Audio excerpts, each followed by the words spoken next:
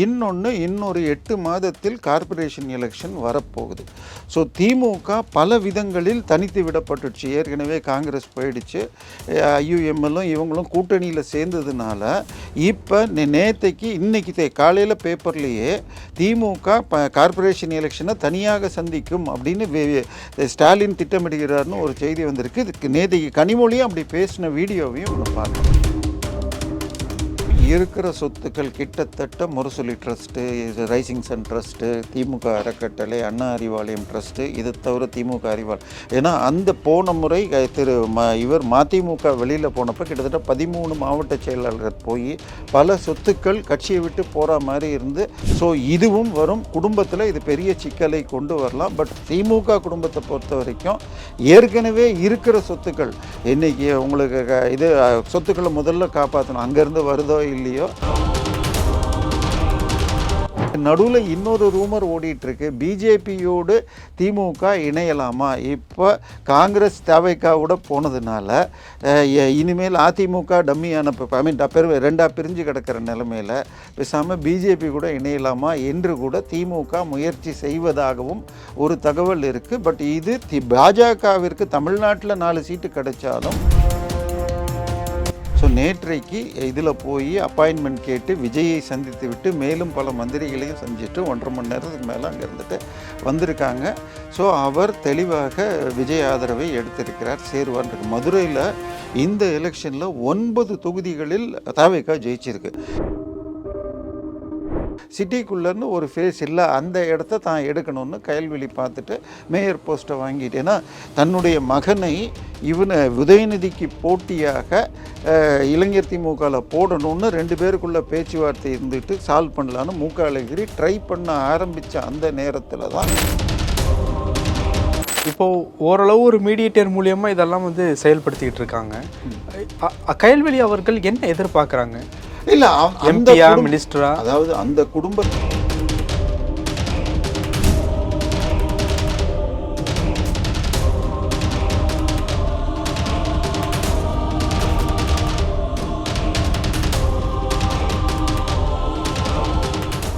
Real one உறவுகளே, நடுநிலையோடு பொறுப்புடன் செய்திகளை வழங்கி பல லட்சக்கணக்கான மக்களின் நம்பிக்கையை பெற்ற நமது சேனல் வளர்ச்சிக்கு உங்கள் ஆதரவு தேவை. இந்த ஊடக பயணம் தொடர்ந்து வலுப்பெற திரையில் தெரியும் QR கோட் ஸ்கேன் செய்தோ அல்லது டிஸ்கிரிப்ஷனில் உள்ள வங்கி விவரங்கள் மூலம் உங்களால் முடிந்த அளவு சப்போர்ட் செய்யுங்கள். உங்கள் ஒவ்வொரு ஆதரவும் நமது குரலை இன்னும் பல லட்சம் பேரிடம் கொண்டு செல்ல உதவும்.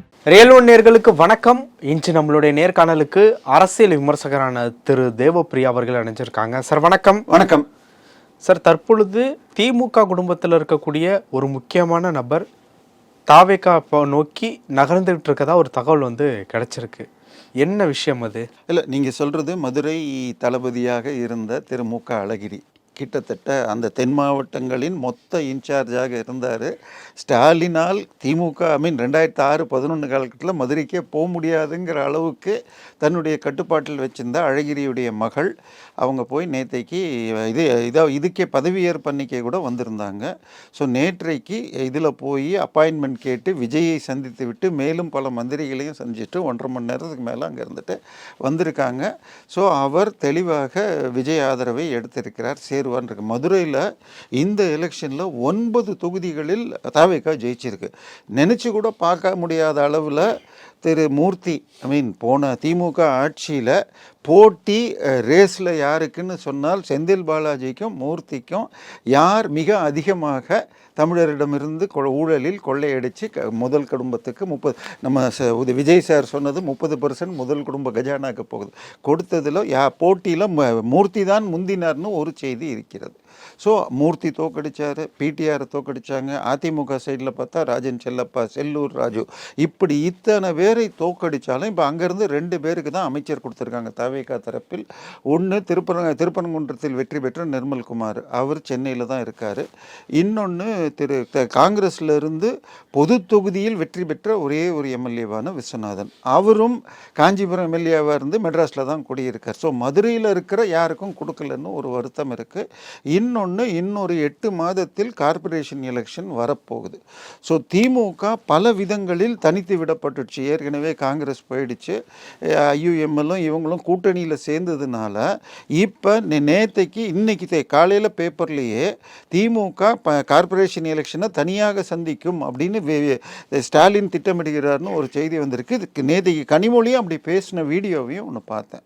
ஸோ நம்ம தனியாகவே நம்ம ஐடியாலஜி சொல்லி நிற்கணும்னு. ஸோ இப்போ யாருமே இல்லாமல் தனியாக விடப்பட்ட நிலையில் கண்டிப்பாக மதுரையை ஜெயிக்க முடியாது. ஸோ இங்கே இவங்களுக்கு லோக்கல் ஃபேஸ்னு தாவேக்காக்கு யாரும் இல்லாததுனால் அந்த இடத்தை இவங்க எடுக்க பார்க்குறாங்க. சரி, முத்து இருந்த காலகட்டத்திலேயே கட்சியிலிருந்து தான் ஒதுக்கப்பட்டு அவர் ரொம்ப நம்ம குடும்பமும் தன்னை கவனிக்கலன்னு கஷ்டப்பட்டு ஜெயலலிதாவை சந்திக்க அவர் 5 லட்சம் ரூபா கட்சி அரசு நிதின்னு ஏதோ அப்புறம் யாரோ விமர்சிக்க கட்சி நிதியிலேருந்து கொடுத்தாங்கன்னு வந்துச்சு. ஸோ எங்கே போய் வேணால் உதவி கேட்குறதுங்கிறது கருணாநிதி குடும்பத்துக்கு பழக்கம் உண்டு. அதை அப்பொழுது ஜெயலலிதா இது பண்ணார். இப்போ தாவேக்காவை பொறுத்த வரைக்கும் அவர்களுக்கு கிடைச்ச ஆளை எங்கெங்கேயோ போட்டாலும் எல்லாம் ஜாதியை வச்சு தான் போட்டாங்க. ஸ்ரீரங்கம் பிராமண எம்எல்ஏவா 2 பேர் தேர்ந்தெடுத்தாங்கன்னா மயிலாப்பூரையும் ஸ்ரீரங்கத்துலேயும் நிற்க வச்சாங்க. இதையோ ஒரு தொகுதியெல்லாம் நிற்க வைக்கல. இப்போ என்ன சொல்கிறார், நேற்றைக்கு இவர் ஆதவர்ஜுன் எங்களுக்கு ஒரு பிராமணர்னே இது வந்ததுக்கப்புறம் தான் தெரியுங்கிறாங்க. நான் சொல்கிறேன் அது மாதிரி இப்போ மதுரையில் இவங்களுக்கு ஒரு ஃபேஸ் இல்லை. நிர்மல் என்னதான் திருப்பரங்குன்றம் மதுரையை ஒட்டி இருந்தாலும் அது விருதுநகருடைய பார்லிமெண்ட் சீட்டில் தான் வரும். ஸோ மதுரைக்குன்னு ஒரு ஃபேஸாக மேலோரும் வெளியில் போயிடுது. சிட்டிக்குள்ளேருந்து ஒரு ஃபேஸ் இல்லை. அந்த இடத்த தான் எடுக்கணும்னு கயல்வெளி பார்த்துட்டு மேயர் போஸ்ட்டை வாங்கிட்டேன்னா தன்னுடைய மகனை உதயநிதிக்கு போட்டியாக இளைஞர் திமுகவில் போடணும்னு 2 பேருக்குள்ள பேச்சுவார்த்தை இருந்துட்டு சால்வ் பண்ணலான்னு அழகிரி ட்ரை பண்ண ஆரம்பித்த அந்த நேரத்தில் தான் சென்னையில் ஒரு விபத்தில் அவருடைய மகன் இது பண்ணி இன்னும் முழுசாக ரெக்கவர் ஆனதாக தெரியல. இது சிஎம் இங்கே சென்னையில் அப்போலோ ஹாஸ்பிட்டலில் 6 மாதம் இருந்தார். அதுக்கப்புறம் வேலூர் சிஎம்சியில் இருந்துட்டு கூட்டிகிட்டு போயிட்டாங்க. கூட்டிகிட்டு போனப்போ கூட கேமராவெல்லாம் தடுத்து ஒரு மாதிரி கூட்டிகிட்டு போனாங்க. இது வரைக்கும் அவருடைய புகைப்படம் கூட வெளியில் வரல. அவர் என்ன நிலைமையில் இருக்காருன்னு நமக்கு தெரியாது. ஸோ மகளுக்கு அரசியலில் கொண்டு வரணும். ஏன்னா அங்கே இவங்க இன்ப நிதி ரசிகர் மன்றம் வரைக்கும் கொண்டு போயிட்டாங்க. தன்னுடைய மகனையும் ஏன்னா மகன் முடியலங்கிறப்ப மகளை முயற்சி பண்ணுறாரு. அப்பாவுடைய ஆசீர்வாதத்தோடு தான் இது நடக்குதா அப்படின்னு பார்க்க வேண்டிய. ஏன்னா ஏற்கனவே ரஜினிக்கும் அழகிரிக்கும் நல்ல நட்பு உண்டு. ஸோ அது மாதிரி இது அடுத்த லெவலில் இவங்க ட்ரை பண்ணுறாங்களான்னு பார்க்கணும். ஸோ இது தாவேக்காக்கும் பலம் தரும். ஏன்னா அவங்க அதிகமாக வெற்றி பெற்றதுன்னு பார்த்தா சிட்டிஸ் மாத்திரம்தான் இருக்குது. சென்னையில் மட்டுமே சென்னை கேடிசிசின்னு சொல்கிற காஞ்சிபுரம், திருவள்ளூர், சென்னை, செங்கல்பட்டில் 35 சீட் எடுத்திருக்காங்க. சேலம், கோயம்புத்தூர், மதுரையில் இன்னொரு திருச்சியில் எடுத்தால் இன்னொரு 30 சீட்டு. ஸோ இவங்களை வச்சுக்கிட்டு லேடிஸ் ஃபேஸை வச்சுக்கிட்டு ஏன்னா கனிமொழி இப்போ ஒரு முக்கியமான போஸ்ட்டை திமுகவில் எடுக்கக்கூடும் என்று வருகிறது. ஸ்டாலின் லேசாக தலைவர்னு ஒதுங்கிட்டு இவர் இந்த பக்கம் உதயநிதி பண்ணால் கூட கனிமொழி தனக்கு ஏதாவது கேட்டார்னா இந்த பக்கம் எதிர்க்கிறதுக்கு இந்த ஃபேஸ் நல்லா இருக்கும் அப்படிங்கிற பார்வையில் விஜயும் இவரை வரவேற்பார். இப்போ இருக்கக்கூடிய ஒரு சுச்சுவேஷனில் விஜய் வரவேற்பார். ஜெயலலிதா அம்மையார் ஒரு ஸ்டைல் ஃபாலோ பண்ணுவாங்க. திமுக குடும்பத்தால் யார் தனித்து விடப்பட்டிருக்கா, யார் பழிவாங்கப்பட்டிருக்காங்களோ அவங்கள அரவணைச்சிக்கக்கூடிய ஒரு விஷயம். அந்த மாதிரி திமுக குடும்பத்தில் இருக்கக்கூடிய கயல்வெளி அவங்களுடைய ஆப்போசிட் எதிரணிங்கிற தாவேக்கா கூட போய் இணைஞ்சாங்க அப்படின்னா இந்த சைடில் இருக்கக்கூடிய ஸ்டாலின் குடும்பம் இவங்கெல்லாம் எதுவும் அப்ஜெக்ஷன் தெரிவிக்க மாட்டாங்களா? இல்லை, அவங்கள பொறுத்த வரைக்கும் இருக்கிற சொத்துக்கள் கிட்டத்தட்ட Murasoli trust, rising sun trust, DMK அறக்கட்டளை, அண்ணா அறிவாலயம் ட்ரஸ்ட்டு, இதை தவிர திமுக அறிவாலயம். ஏன்னா அந்த போன முறை இவர் மதிமுக வெளியில் போனப்போ கிட்டத்தட்ட 13 மாவட்ட செயலாளர்கள் போய் பல சொத்துக்கள் கட்சியை விட்டு போகிற மாதிரி இருந்து அப்புறம் ஒவ்வொருத்தரையாக இழுத்து மீட்டாங்க. ஸோ இந்த முறை அப்படி பண்ண முடியாமல் எல்லா ட்ரஸ்ட்லேயும் ஸ்டாலின், உதயநிதி இன்னும் அவங்களே தான் வச்சுக்கிட்டாங்க. இதில் ஈவன் நம்ம இதை எடுத்துக்கிட்டால் உங்களுக்கு சன் டிவியிலேருந்து இவங்களை பிரித்தப்போ ஏதோ ஒரு 100 கோடி கொடுத்து இவங்க குடும்பத்தை எடுத்தாங்க. அதை லைட்டாக இவர் ஆரம்பித்தார்.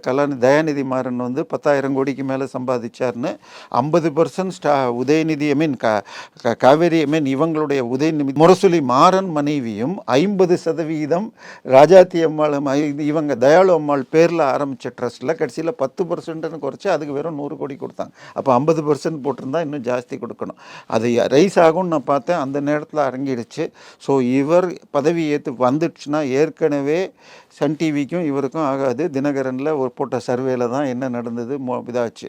ஸோ இதுவும் கூட திருப்பி ரேக்கப் ஆகும். ஏன்னா அந்த லெட்டரை நீங்கள் முழுக்க படிச்சிங்கன்னா தயாநிதி மாறன் இதில் உங்களுக்கு அவர் 90% ஷேரை எல்லார்ட்டந்தும் பிடுங்கி தான் எடுத்துக்கிட்டாரு.